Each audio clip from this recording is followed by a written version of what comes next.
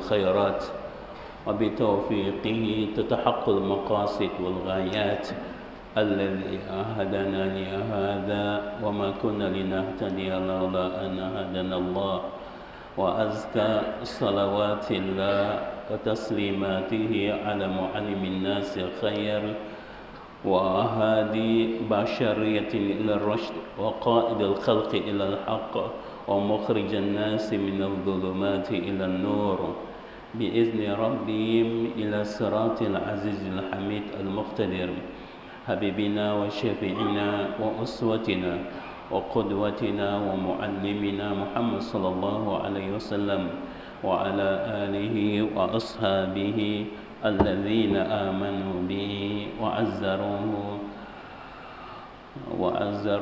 واتبعوا النور الذي أنزل معه أولئك هم المهتدون ورضي الله عمن دعا بدعوته واهتدى بسنته وجاهد في الله حق جهاده إلى يوم الدين أما بعد السلام عليكم warahmatullahi الله wabarakatuh.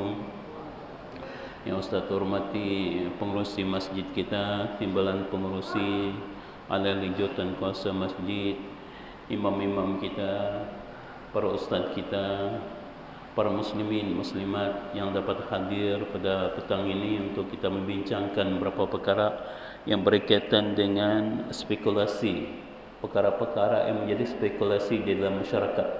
Kita lari sekejap daripada fiqh muamalat maliyah itu. Ustaz bincang dengan si Ustaz Nur Azidin, kita bincang perkara-perkara yang berkaitan dengan sesuatu yang menjadi kekeliruan di dalam masyarakat. Jadi untuk memudahkan perkara itu kita bincang dalam 4 mazhab. Imam kita dulu pun seingat Ustaz ada peringat kita. Bagus kita bincang perkara-perkara yang berkaitan dengan sesuatu yang menjadi kekeliruan di dalam masyarakat. Jadi di petang maghrib ini kita membincangkan perkara yang berkaitan dengan sesuatu yang membatalkan wudu. Di dalam mazhab Imam Hanafi yang membatalkan wudu itu ada 12 perkara. Imam Hanafi ada 12 perkara. Di dalam mazhab Imam Maliki, Imam Maliki mengklasifikasikan perkara yang membatalkan wudu itu 3 perkara. Dia klasifikasikan 3 perkara. Di dalam mazhab Imam Syafi'i kita, dia klasifikasikan ada 5 perkara. Dan di dalam mazhab Imam Hambali ada 8 perkara. Kita ambil perkara-perkara yang menjadi spekulasi ataupun perbelahan di dalam masyarakat kita yang berkaitan dengan mazhab Imam Syafi'i saja. Ada 5 perkara di dalam mazhab Imam Syafi'i, mungkin kita tidak ambilnya semua. Perkara-perkara yang menjadi perbelahan ataupun menjadi persoalan di dalam masyarakat kita. Yang pertama, sesuatu yang keluar dari salah satu daripada kemaluan, baik dubur ataupun kubul. Baik perkara itu merupakan seperti air kencing, angin, air mazi, air wadi. Air wadi ini sesuatu air yang kering, suatu air yang keruh yang keluar bersama air kencing kita, itu air wadi. Ataupun air mani. Atau perkara yang keluar itu merupakan perkara yang tidak biasa, seperti keluarnya ulat. Sama ada dari dubur ataupun kubul, ataupun batu kerikil, ataupun darah. Baik yang keluar itu banyak ataupun sedikit. Hal ini kerana Allah Subhanahu wa taala berfirman dalam surah An-Nisa ayat yang ke-43, a'udzubillahi minasyaitonir rajim, au jaa ahadum minkum minal ghaid, atau sebahagian daripada kamu datang daripada habis dia menunaikan hajat besar dia. Kata ghaid adalah kinayah kepada terjadinya hadas, baik yang keluar itu berupa air kencing ataupun tahi. Nabi Muhammad SAW bersabda di dalam satu hadis, dia mengatakan, la yaqbalallahu salata ahadikum idza ahdasa hatta yatawadda. Allah Subhanahu wa taala tidak menerima sembahyang salah seorang daripada kamu apabila dia berhadas sehinggalah dia ambil air uduk semula. Lalu Abu Hurairah ditanya oleh seorang laki-laki daripada Hadramaut, apakah hadas itu? Wahai Abu Hurairah, dia menjawab, keluarnya angin ataupun tahi. Rasulullah SAW bersabda lagi, dia mengatakan, la wudu'a illa min sautin aw rihin. Tidak ada wudu kecuali daripada suara ini ataupun angin lah maksudnya, kentut kita ataupun angin dia kata.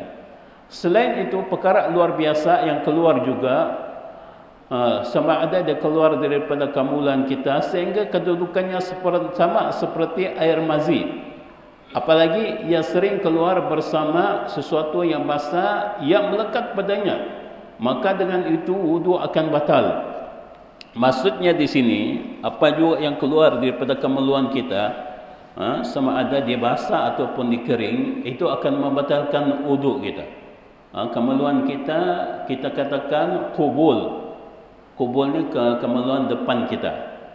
Dubur itu kemaluan belakang kita. Sesuatu yang keluar daripada kubul ataupun dubul kita, kering atau basah, akan membatalkan wudu. Nabi SAW menyuruh perempuan yang mengalami istihadah untuk berwudu setiap kali. Istihadah ni kita tahu apa dia? Istihadah ini ialah perempuan yang keluar darah di luar putaran haid dia. Contohnya perempuan ini kebiasaannya perempuan ini datang haid 7 hari kan. Kalau lepas daripada 7 hari itu keluar juga darah, itu kita namakan darah istihadah. Darah istihadah ni apakah seorang perempuan itu boleh sembahyang? Boleh sembahyang, tidak ada masalah. Tetapi kalau dia mau sembahyang, dia kena sekat darah yang keluar itu. Dia kena tidak kira lah guna apapun, yang penting darah yang keluar itu kena sekat. Dan darah yang keluar ini apabila dia ambil wudu itu satu kali saja dia boleh gunakan. Contoh dia sembahyang zuhur, maka wudu itu untuk sembahyang zuhur sahaja. Bila tiba waktu asar, dia kena ambil wudu sekali lagi. Dan bila tiba waktu maghrib, begitu juga kena ambil wudu sekali lagi. Begitu juga isya dan subuh. Ini bagi perempuan yang keluar darah istihadah. Para ulama mazhab Hanafi dalam pendapat mereka yang sahih mengecualikan angin yang keluar dari kubul. Hanafi, sekiranya ada angin keluar dari kubul. Kubul ni kemaluan depan kita. Adakah angin keluar daripada kubul? Imam? Ada angin keluar daripada kubul kah? Artinya kemaluan depan kita. Biasanya keluar daripada dubur, ya kan, angin. Ini keluar daripada kubul. Macam mana? Adakah? Mungkin jarang-jarang kita dengar. Artinya di dalam mazhab Imam Hanafi, kalau angin keluar daripada kubul, itu tidak dianggap membatalkan wudu. Hanafi. Kalau kita mazhab Imam Syafi'i kan, seperti mana yang kita bincangkan, apa saja yang keluar daripada dubur ataupun kubul, maka ia membatalkan wudu. Tapi di dalam mazhab Imam Hanafi, kalau angin keluar daripada kubul, kemaluan depan kita, tidak membatalkan wudu. Kerana ia hanya merupakan embusan, bukan angin dia kata. Bukan dia daripada kubul kita itu, kemaluan depan cuma embusan dia kata, bukan angin. Jika benar yang keluar itu angin, maka ia tidak najis. Para ulama lain selain ulama Hanafi tidak mengecualikan angin yang keluar daripada kubul itu daripada perkara yang membatalkan wudu. Itu kata cuma mazhab Imam Hanafi yang mengatakan angin keluar daripada kubul tidak batal wudu. Adapun yang lain, ulama-ulama yang lain, Maliki, Syafi'i dan Hanbali, batal kata orang. Hal ini berdasarkan hadis yang telah disebutkan di atas. Hadis tersebut meliputi angin yang keluar daripada kubul juga. Yang hadis yang kita bacakan tadi, dia kata la yaqbalallahu salatan ahadikum idza ahdatsa shay'an hatta yatawadda. Dan juga hadis la wudu'a ila min sautin aw rihin, tidak ada wuduk kecuali sesuatu angin yang keluar. Angin ini tidak dikecualikan di dalam hadis ni, ataupun tidak ada tahdid, penentuan sama ada dia keluar daripada qubul ataupun dubur. Jadi bila tidak ada pengecualian, mazhab yang lain mengatakan batal, tapi mazhab Imam Hanafi mengatakan tidak. Mengatakan mazhab Imam Hanafi mengatakan tidak.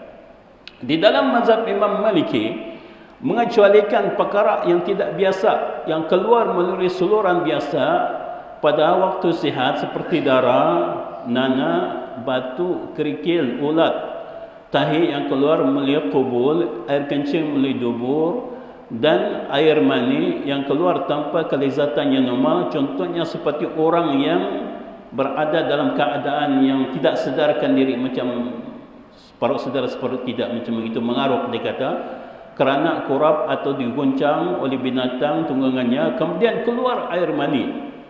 Ini di dalam mazhab Imam Maliki, sesuatu yang tidak keluar daripada antara dua jalan, qubul ataupun dubur, tidak membatalkan wuduk. Maliki Maliki mengatakan macam begitu. Ulatkah keluar daripada, contohnya daripada tangan kita, darahkah keluar daripada tangan kita, batu kerikilkah keluar daripada tangan kita ataupun daripada kaki kita, itu tidak membatalkan wuduk. Dalam mazhab Imam Maliki mengatakan demikian. Dengan demikian, perkara-perkara tersebut tidak menjadi batal wuduk, walaupun batu kerikil atau ulat yang keluar yang terdapat bersama kencing ataupun tahi. Berbeza jika yang keluar itu berupa perkara selain daripada batu dan ulat. Oleh sebab itu, jika yang keluar itu darah dan nanah bersama kencing atau tahi, maka wudu akan menjadi batal. Maksudnya di sini, kalaulah keluar bersama kencing kita itu darah ataupun nanah, artinya melalui jalan qubul kita, itu batal. Ini dalam mazhab Imam Maliki, itu batal kata orang.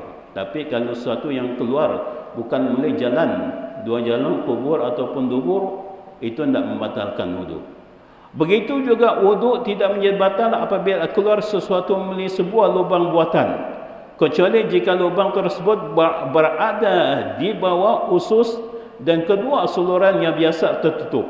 Sekarang dia kata begini, Imam Maliki, kalaulah contohnya kan kita punya qubul dan dubur tertutup, kemudian dibuat sesuatu lubang daripada kita punya di atas qubul dan dubur kita, di atas dia keluarlah contohnya nanahkah, darahkah, air kencingkah dan sebagainya, itu tidak batalkan wudu. Maliki ni Maliki kata tidak batal wudu itu. Maliki kata kalau dia tersumbat kita punya qubul dan dubur itu, keluar sesuatu daripada lubang yang dibuat di atas qubul dan dubur, tidak membatalkan wudu. Ini siapa yang mengatakan? Maliki mengatakan demikian. Kecuali jika lubang tersebut berada di bawah usus dan kedua saluran yang biasa tertutup. Kecuali kalau dia berada di bawah usus kita, artinya bawah dubur ataupun qubul kita, ataupun berdekatan dengan qubul dan dubur kita, itu baru membatalkan wudu. Oleh sebab itu, kencing, tahi ataupun angin yang keluar dari sebuah lubang yang berada di atas usus tidak membatalkan wudu, baik kedua saluran yang biasa atau salah satu daripadanya tertutup atau tidak tertutup.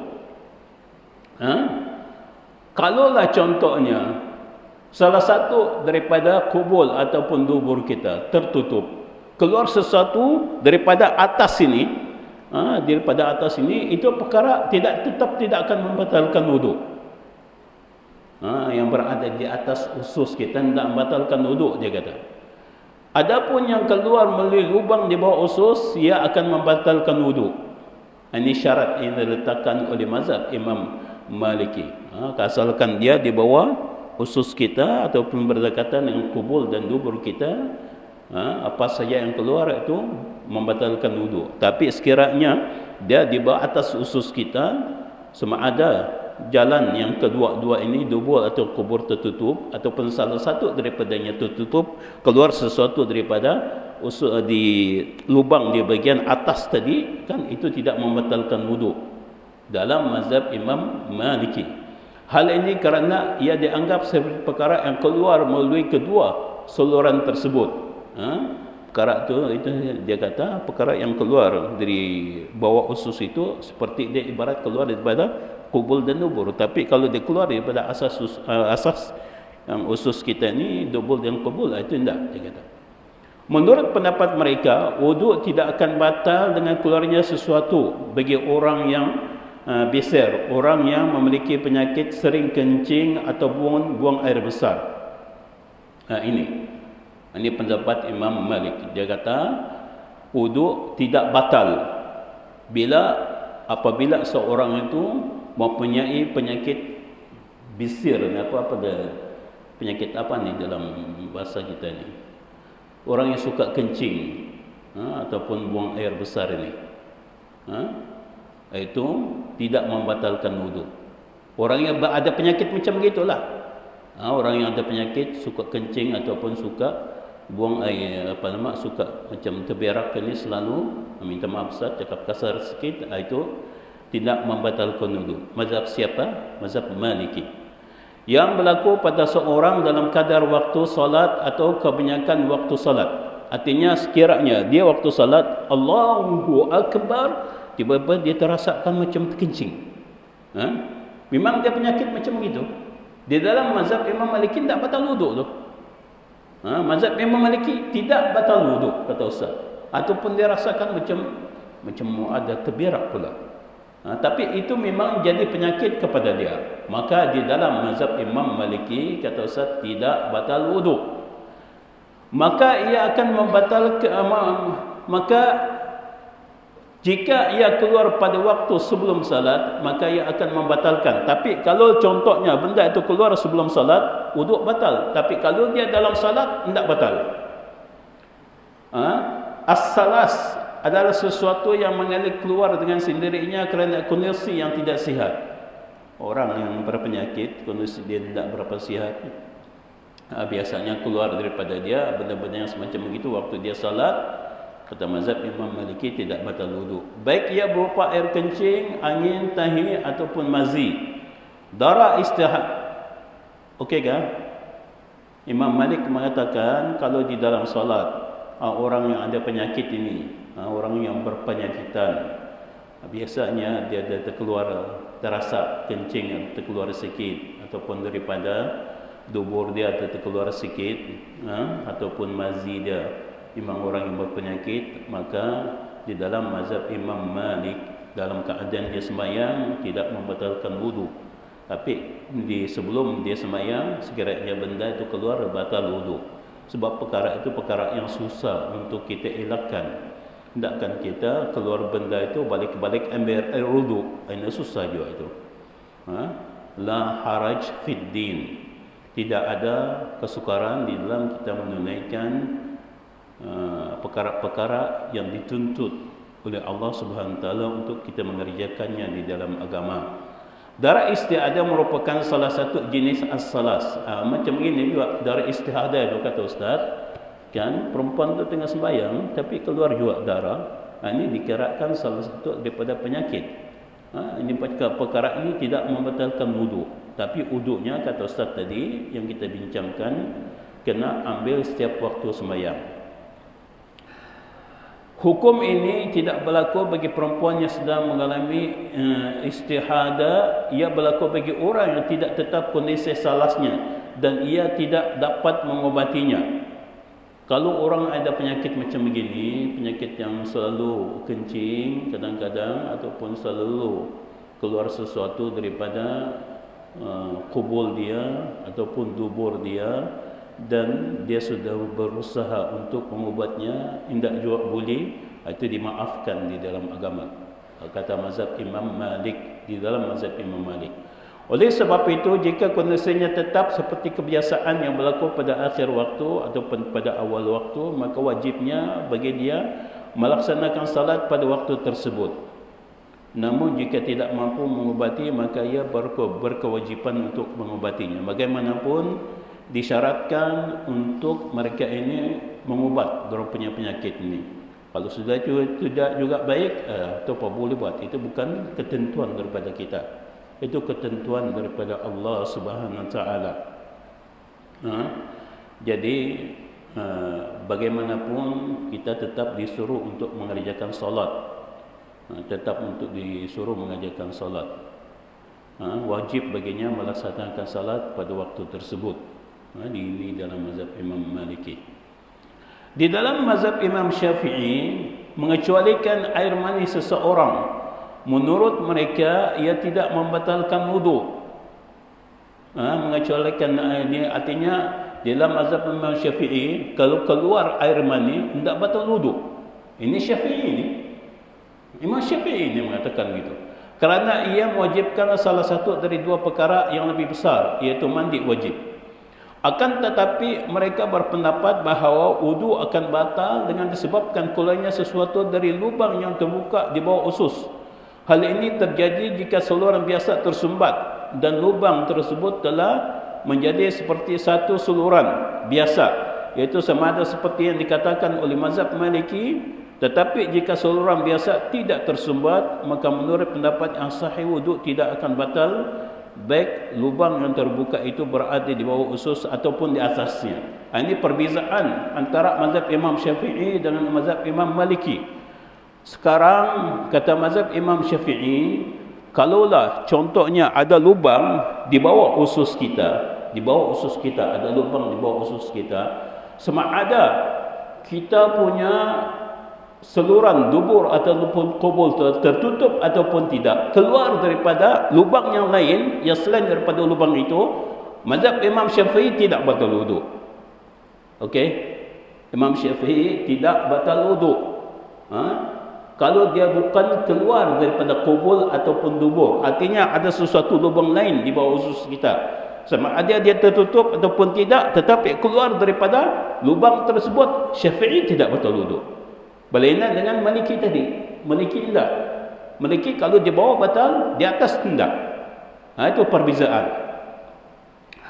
Ulama mazhab Hambali juga mengatakan mengecualikan orang yang sentiasa berhadas, baik yang keluar itu sedikit ataupun banyak, yang keluar itu biasa atau luar biasa, kerana terdapat kesulitan untuk mengatasi.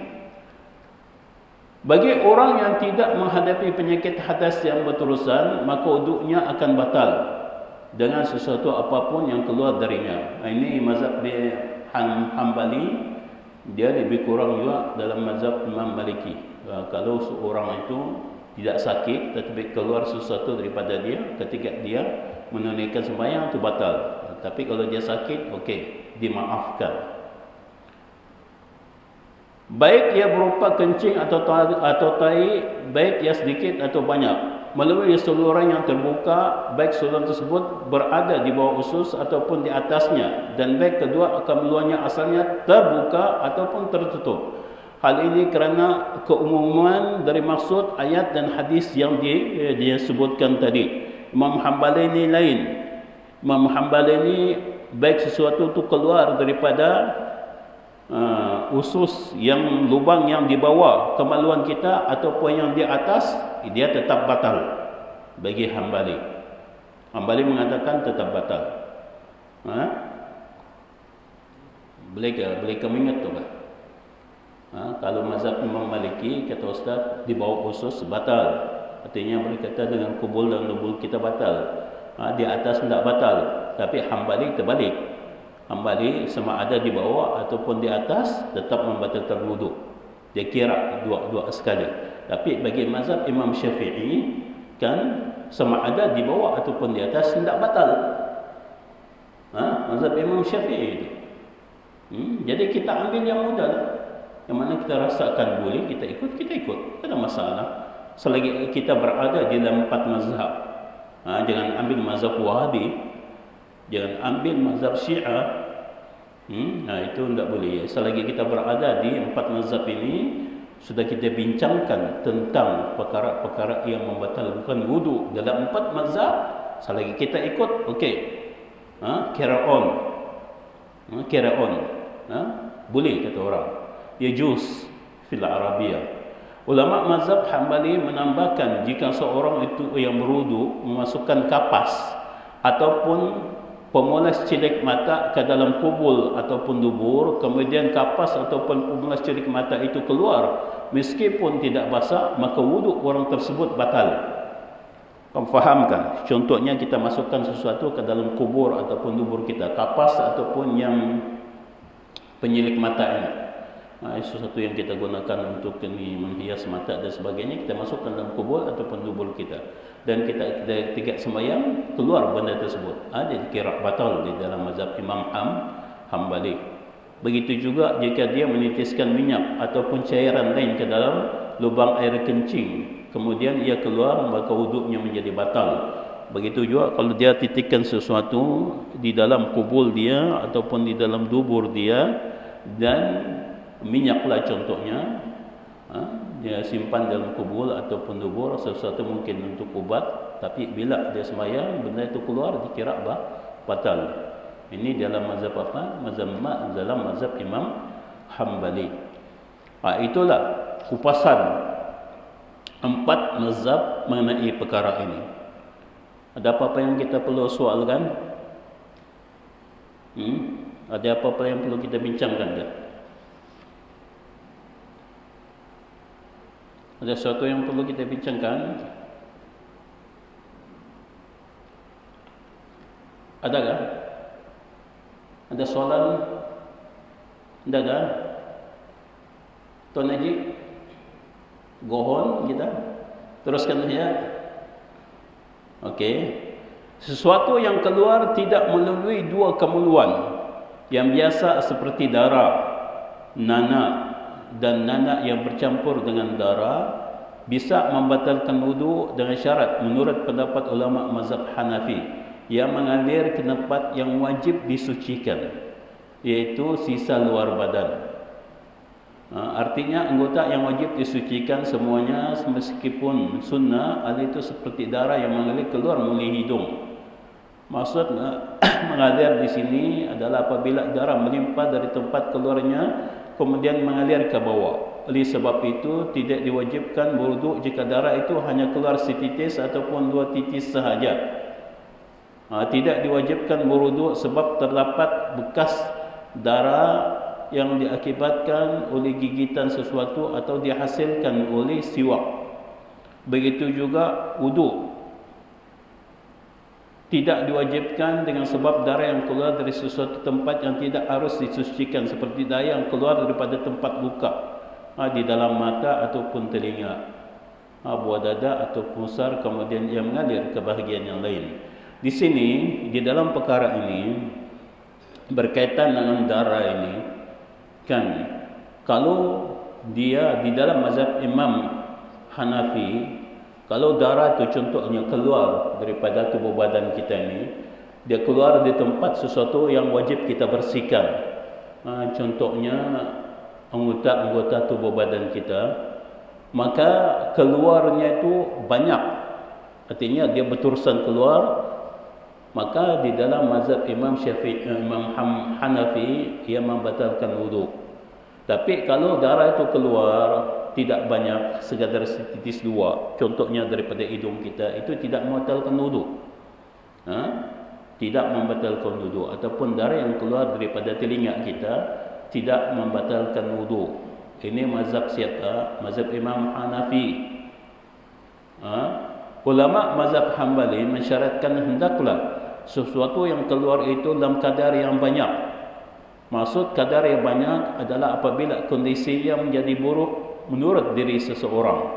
Di dalam mazhab Hambali pula, darah yang keluar dalam keadaan yang banyak daripada diri seseorang itu akan membatalkan wudu. Maksudnya kondisi badan seorang diperhitungkan baik dia kurus ataupun gemuk.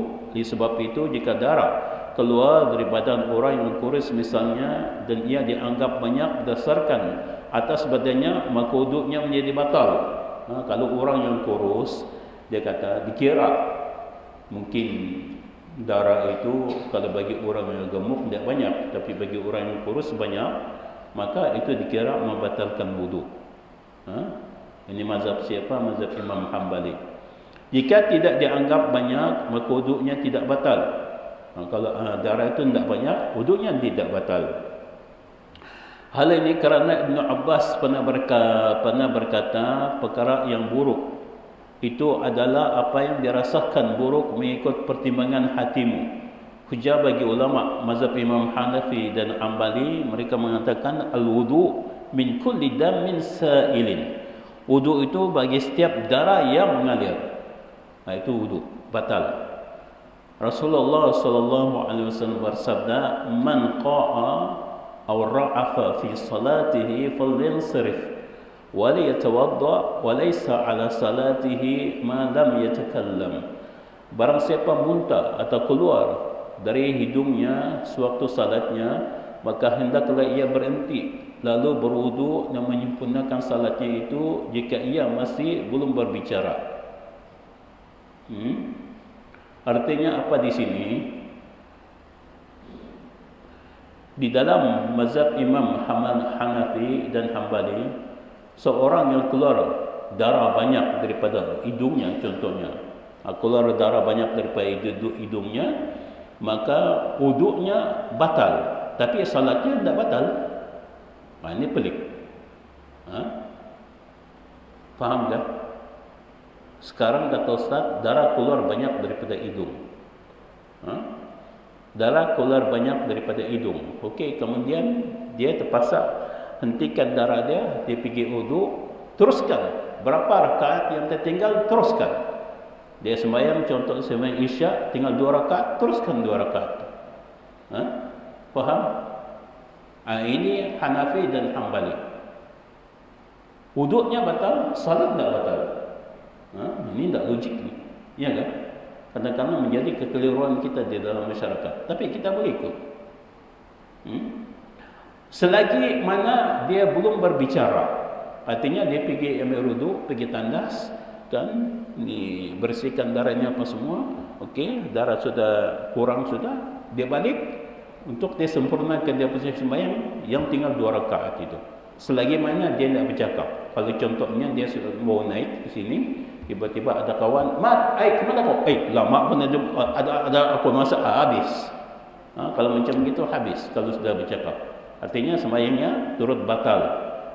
Tapi selagi dia tidak bercakap, dia boleh teruskan sembahyang yang tertinggal tadi, yang dia pergi wudu tadi. Boleh.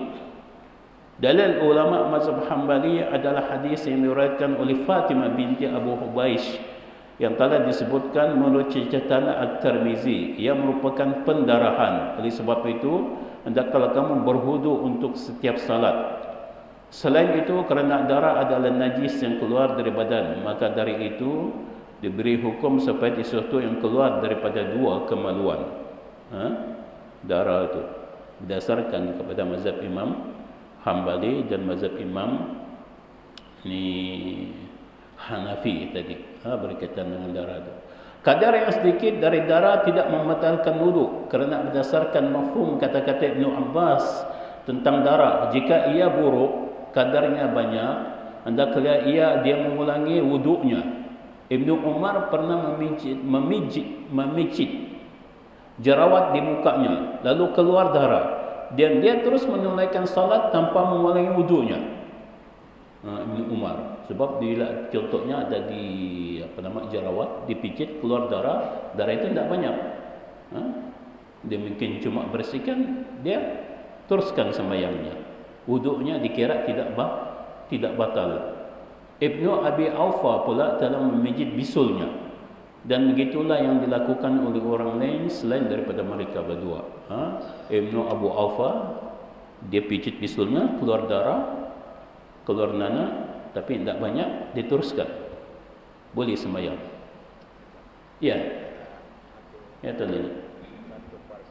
Ya, tuan.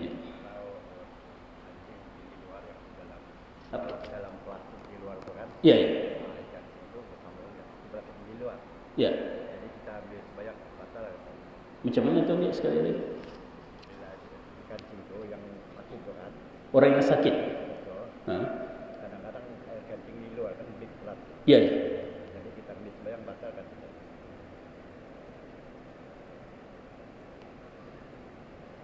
Macam mana Tuan Imam? Sekarang orang tu sakit Tuan Haji, kan? Ada dia plastik untuk dia kencing, kan? Dia dalam keadaan wuduk kah Tuan Haji ataupun macam mana? Dia sudah ambil wuduk lah. Jadi macam mana wuduknya terbatal kan? Tidak Tuan Haji. Tidak batal. Wuduk itu tidak batal. Walaupun di luar. Walaupun di plastik itu ada dekat dia. Dia dalam keadaan sakit tu Tuan Haji. Dimaafkan. Boleh Tuan Haji, teruskan sembahyangnya. Ya, terima kasih. Tuan Haji ini cakap, ada sekarang orang sakit. Kan? Ada orang sakit, ada kan kita kadang-kadang orang sakit ini tidak boleh ke tandas, Pak. Tidak boleh ke tandas. Jadi ada kita punya saluran air kencing tu di bawah, diletakkan di bawah lah contohnya. Sekarang dia ambil wuduk, dia dalam keadaan wuduk, tapi ada ni saluran itu bersambung dengan dia punya ni apa nama kemuluan ni. Tapi dia kemuluan waktu dia ambil wuduk itu kencing itu tidak keluar. Kalau keluar pun mungkin sikit.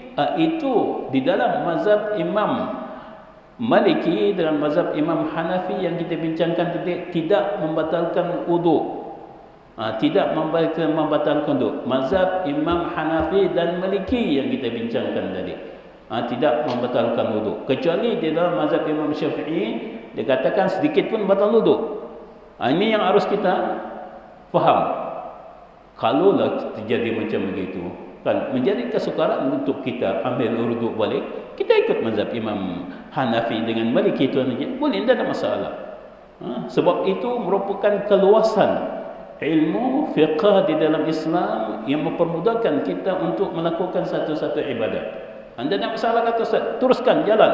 Oi nak ajib batal kau tu. Ya, mazhab Syafi'i memang saya batal kata. Tapi ada mazhab Maliki dengan Hambali bah, mazhab Maliki dengan Hanafi bah. Tidak batal wuduk kata. Ya Tuan Haji.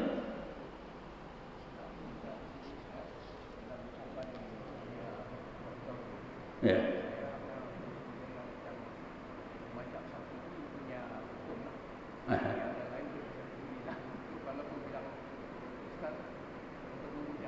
Ya.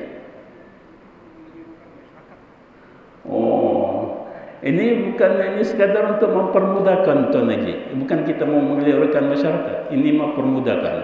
Kalau contohnya macam Tuan Haji yang cakap ini, kalaulah contohnya perkara itu kan kita di dalam mazhab Imam Syafi'i sukar sekali untuk kita ambil wuduk tiap-tiap kali lepas daripada sembahyang, maka kita boleh ikut mazhab yang lain Tuan Haji.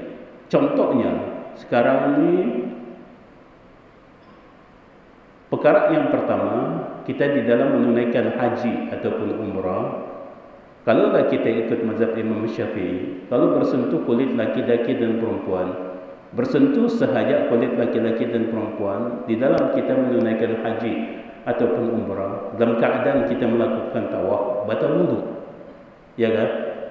Batal wuduk. Sekarang bila batal wuduk, kita terpaksa ambil wuduk sekali lagi. Ya kan? Bila kita terpaksa ambil wuduk sekali lagi, bukan senang untuk kita masuk balik.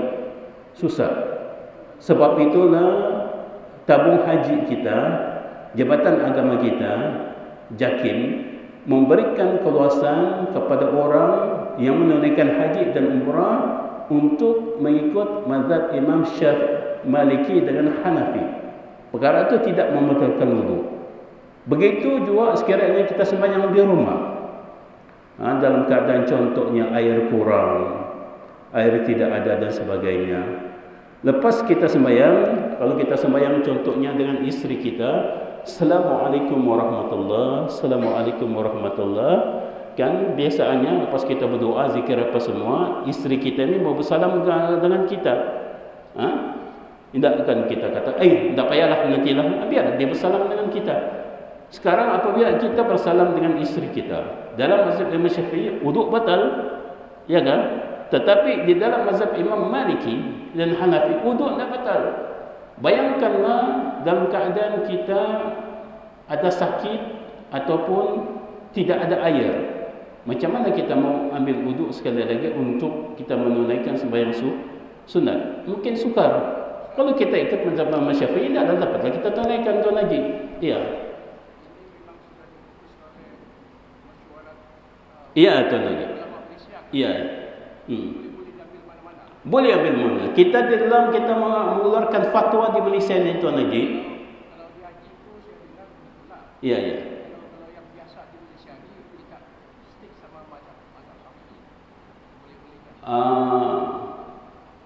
Kita dalam perkara-perkara yang semacam begini, Tuan Haji, kita mempunyai keluasan. Ya, ya. Kita memang di Malaysia kita mengikut mazhab Imam Syafi'i. Kita tidak lari daripada mazhab Imam Syafi'i. Tetapi kalaulah kita mempunyai ilmu di dalam satu-satu bidang, yang mana apabila kita ingin mengerjakan satu-satu ibadat itu menyebabkan kesukaran bagi kita untuk ikut mazhab Imam Syafi'i, boleh kita ikut mazhab imam yang lain. Sebab di Malaysia kita ini, di Sabah kita juga, kita berdasarkan kepada 4 mazhab ini. Kita tidak lari daripada mazhab Hanafi, Maliki, Syafi'i dengan Hambali. Selagi mana ada keluasan di dalam 4 mazhab ini, boleh kita ikut mana satu. Yang penting kita tahu. Itu sahaja. Jangan kita tidak ada ilmu, kita ikut. Itu tidak boleh. Tapi kalau kita ada ilmu, kita ikut, tidak ada masalah. Tidak ada masalah. Ini bukan tujuan untuk mengelirukan, untuk mempermudahkan kita, Tuan lagi. Perkara yang macam itu, wal'iyadu billah min zalik. Sebab itu perkara ini bukan saya baca kitab ini di masjid daerah ini, Tuan Haji. Di tempat-tempat yang lain pun Ustaz baca kitab ini untuk tujuan mempermudahkan masyarakat kita. Selagi kita boleh berpegang kepada 4 mazhab ini, tidak ada masalah. On saya. Kalau tidak akan menjadi kesukaran kita di dalam kita menunaikan ibadat. Ya kan? Kalau kita straight, lain kalau orang-orang yang tidak ada ilmu, kata Ustaz. Orang-orang yang tidak ada ilmu, jangan dia buat-buat. Jadi kalau dia mau ikut mazhab-mazhab yang lain ini, dia mesti ada ilmu. Dia mesti tahu benda itu. Jangan dia tidak tahu. Kalau dia tidak tahu, jadi masalah itu. Sebab itu at-taqlid al-a'ma di dalam Islam haram hukumnya. Kita mengikut cara membutak tuli tanpa kita tahu hukum itu haram di dalam Islam. Tidak boleh. Yang penting kita tahu hukum itu. Kita ada sudah ilmu mengenai benda itu, kita amalkan, tidak ada masalah, kata Ustaz. Bayangkan kata Ustaz tadi, Tuan Haji, kalau kita dalam keadaan kita tidak ada air, ataupun dalam keadaan kita sakit, kalau kita ambil air selalu menyebabkan penyakit kita bertambah, macam mana? Kita boleh ikut mazhab yang lain, tidak ada masalah. Janganlah perkara itu apabila kita tidak mengikut mazhab yang lain, kan kita menyempitkan kita punya ilmu dalam satu perkara, menyebabkan kita tidak dapat beramal dengan lebih sempurna. Kan ini ulama mengatakan ikhtilaful ulama rahmatun lil ummah. Perbezaan pendapat di kalangan para ulama ini merupakan rahmat kepada umat. Bila kita kata rahmat kepada umat, artinya kita boleh ikut mana sahaja. Ustaz ni, bila Ustaz menyampaikan perkara yang semacam begini, bukan tujuan Ustaz untuk mengelirukan masyarakat, tapi untuk kita memandaikan masyarakat supaya masyarakat faham benda ini. Kalau masyarakat tidak faham, menyebabkan sukarlah masyarakat untuk beramal dengan amalan-amalan yang mereka lakukan. Susah itu. Kita di Malaysia, Tuan Haji, kita dibenarkan untuk ikut 4 mazhab ini. Tidak ada masalah. Selagi kita berpegang kepada Hanafi, Maliki, Syafi'i dengan Hambali, boleh, tidak ada masalah. Kadang-kadang kita tengok orang sembahyang, di dalam mazhab kita Imam Syafi'i, kita kena duduk tawarruk. Apa dia duduk tawarruk ni? Duduk tawarruk ni kita masukkan kaki kiri kita ke masuk kaki kanan. Itu tawarruk dalam mazhab Imam Syafi'i. Tapi dalam mazhab imam yang lain, Imam Maliki, Imam Hanafi, Imam Hanbali, kita boleh duduk biasa sahaja. Kenapa? Contohnya, takutlah kalau kita duduk tawarruk, orang sebelah kita ini dekat dengan kita. Kalau kita duduk tawarruk juga akan menyebabkan dia ini rasa sakit dan sebagainya, tertindih oleh kita. Daripada kita menzalimi dia tertindih, bagus kita duduk biasa sahaja. Ya kan? Kita di dalam Islam ini, kita mau sembahyang ini untuk dapat pahala. Bukan kita mau sembahyang ini datang untuk menyakiti orang. Itu dosa itu sama kita. Ya kan? Dosa. Jadi boleh, tidak ada masalah. Selagi kita berada dalam 4 mazhab, kata Ustaz, tidak ada masalah, boleh kan? Diteruskan. Dibolehkan tuan imam, tidak ada masalah. Okey. Ada apa-apa lagi yang perlu kita bincangkan? Ya.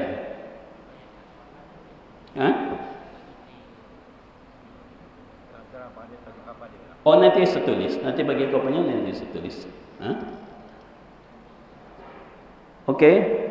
Begitu kita di dalam mengamalkan satu-satu ibadat kita agar kita tidak merasa susah, agar kita tidak merasa sempit di dalam agama ini. Memang kita di Malaysia ataupun di Sabah ni disuruh kita mengikut mazhab Syafi'i. Kalau kita tidak tahu mazhab-mazhab yang lain. Tapi kalau kita tahu mazhab-mazhab yang lain, boleh kita ikut. Tidak ada masalah. Kalaupun contohnya kita mau beramal dengan mazhab-mazhab yang lain itu di luar waktu sembahyang, jangan ditengokkan kepada masyarakat yang tidak faham. Takut nanti timbul perselisihan, kecuali perkara itu merupakan perkara yang sudah berlaku, biasa berlaku di dalam masyarakat kita.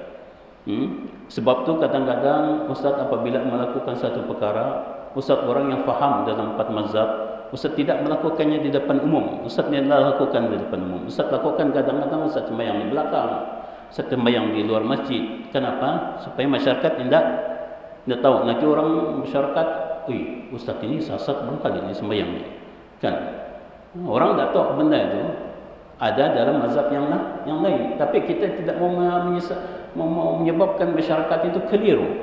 Kecuali dalam ilmu majlis yang semacam ini ditanya, okey, ustaz jawab terus terang. Ustaz boleh jawab terus terang. Tidak ada masalah. Contohnya macam kita mengadakan majlis tahlil kenduri arwah di dalam Islam. Bolehkah tak bolehkah? Di dalam Islam ni mengadakan majlis tahlil. Majlis tahlil yang kita baca tu, yang baca Yasin, baca tahlil, kan? Itu dalam Islam. Bolehkah tak bolehkah? Bolehkah tak bolehkah? Saya tanya. Tuan Najib dia kata boleh. Bolehkah tak boleh? Boleh.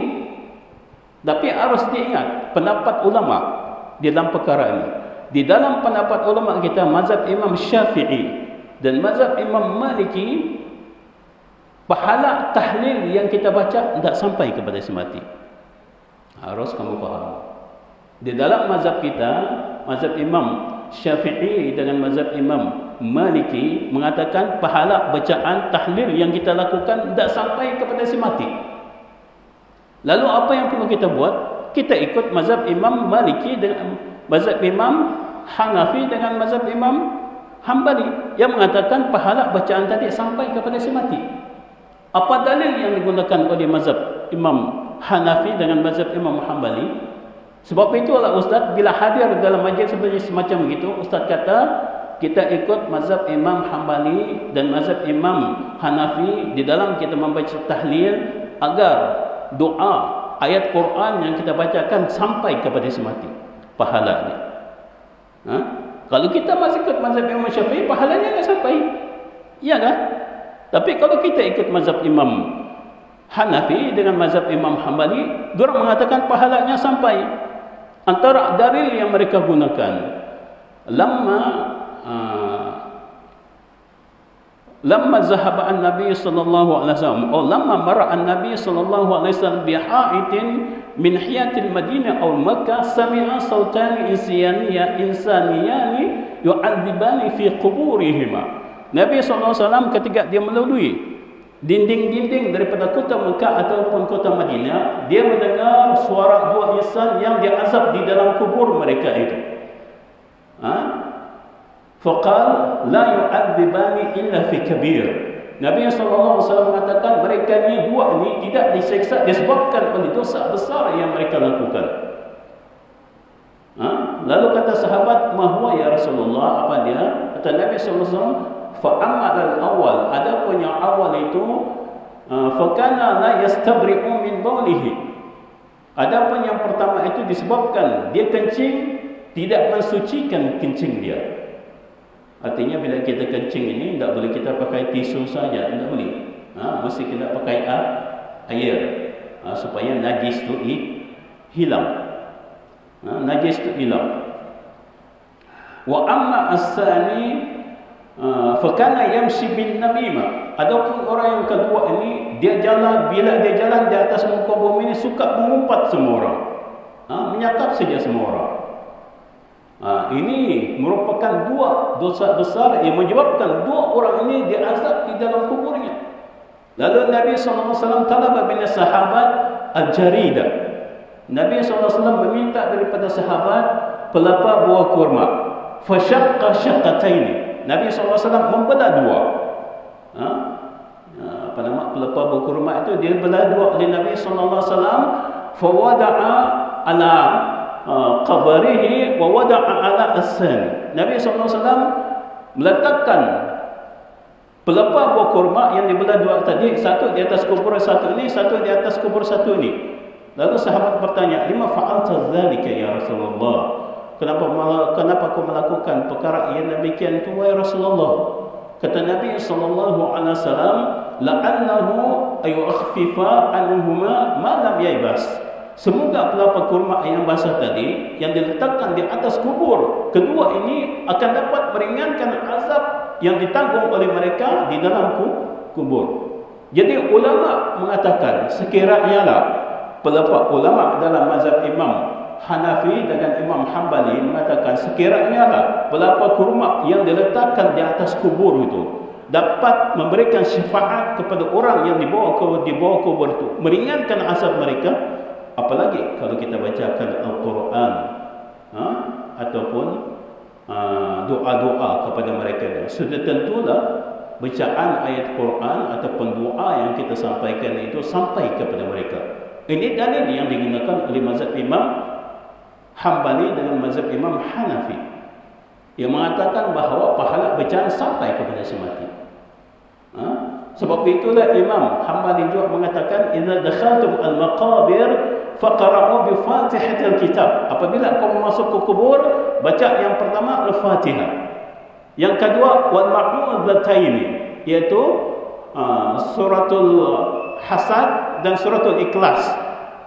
Qul a'udzu birabbil falaq, qul a'udzu birabbin nas, wa qul huwallahu ahad dan qul huwallahu ahad. Empat surah ini disuruh kita membaca oleh mazhab Imam Hanbali. Fa inna ajraha yasilu ilaihim. Sesungguhnya pahala bacaan yang kita bacakan itu sampai kepada semati. Bayangkan. Ini dalil yang digunakan oleh mazhab Imam Hanbali dan mazhab Imam Hanafi. Tadi Ustaz kata, kalau kita membaca tahlil berterusan di dalam mazhab Imam Syafi'i dan mazhab Imam Maliki, pahala tak sampai. Pahala bacaan tak sampai tu. Bayangkan. Jadi apa yang perlu kita buat? Terpaksa kita ikut mazhab Imam Maliki, Imam Hanbali dengan Hanafi yang mengatakan pahala itu sampai. Bolehkah tak bolehkah? Boleh, tidak ada masalah. Sebab itu kalau ustaz yang dipanggil untuk baca Yasin ataupun baca tahlil, ustaz akan terangkan itu supaya masyarakat faham. Macam juga kita pergi haji ataupun kita pergi umrah, kan kita punya tabung haji, jakim kita suruh kita ikut mazhab Imam Hanafi ataupun Imam Maliki. Kenapa? Sebab persentuh kulit antara laki-laki dan perempuan membatalkan wudu. Tidak mungkin dengan jutaan orang yang tawaf itu kita terpaksa keluar lagi untuk ambil wudu apabila kita bersentuh kulit antara laki-laki dan perempuan. Mungkin kadang mungkin tidak mungkin. Sesuatu yang sukar untuk kita kerjakan. Maka jabatan agama kita, jakim ataupun tabung haji, Apabila kursus-kursus diberikan kepada orang-orang yang menunaikan haji dan umrah diterangkan macam begitu, boleh ikut mazhab Imam Hanafi dan mazhab Imam Maliki. Kalau lah kita tidak boleh ikut mazhab dorang, aina samsara kita. Apabila kita habis tawaf kita, tidak mungkin ini. Okey Tuan Haji? Tuan Haji okey? Okey. Itu keterangan daripada Ustaz Tuan Haji. Okey Tuan Haji, tidak ada masalah. Kalau Ustaz baca ini kitab, Tuan Haji mau ambil pendapat mazhab Imam Syafi'i, silakan Tuan Haji, tidak ada masalah. Ya. Siapa yang mau ambil, Ustaz baca 4 mazhab ini, siapa yang mau ambil mazhab Imam Syafi'i saja, silakan, tidak ada masalah kata Ustaz. Siapa yang mau mendengar pendapat mazhab yang lain, silakan, tidak ada masalah kata Ustaz. Tujuan Ustaz bukan mengelirukan masyarakat, tapi untuk membolehkan kamu faham di dalam bab ibadat ini. Jadi mungkin setakat itu yang dapat Ustaz sampaikan. Apa yang baik datang daripada Allah Subhanahu wa taala dan yang buruk datang daripada diri Ustaz sebagai manusia biasa. Wabillahi taufiq wal hidayah. Assalamualaikum warahmatullahi wabarakatuh.